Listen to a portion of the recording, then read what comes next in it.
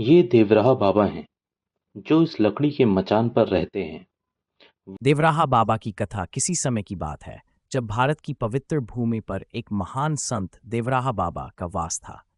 देवराहा बाबा का जन्म एक छोटे से गांव में हुआ था, लेकिन उन्होंने अपनी आत्मिक शक्ति और अद्वितीय तपस्या से जन जन का दिल जीत लिया था।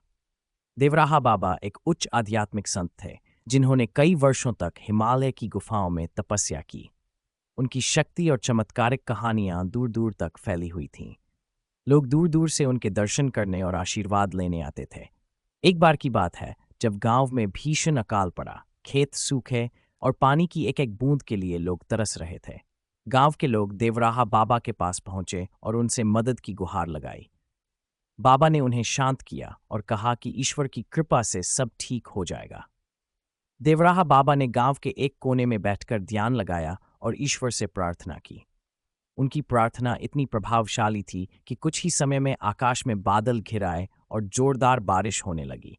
खेत हरे भरे हो गए और गांव में खुशहाली लौट आई। गांव के लोग देवराहा बाबा की इस चमत्कारिक शक्ति को देखकर अचंभित रह गए और उन्होंने बाबा को अपना ईश्वर मान लिया। बाबा ने लोगों को सिखाया कि सच्ची भक्ति और ईश्वर में विश्वास से सभी कठिनाइयां दूर हो सकती हैं। देवराहा बाबा ने अपने जीवन में अनेक चमत्कार किए और लोगों को प्रेम, भक्ति और सेवा का महत्व सिखाया। उनकी शिक्षाएं आज भी लोगों के जीवन को मार्गदर्शन देती हैं और उन्हें सच्चे रास्ते पर चलने के लिए प्रेरित करती हैं। और इस तरह देवराहा बाबा की कहानियां हमेशा लोगों के दिलों में जीवित रहेंगी और उनकी शिक्षाएं सदियों तक मार्गदर्शन करती रहेंगी।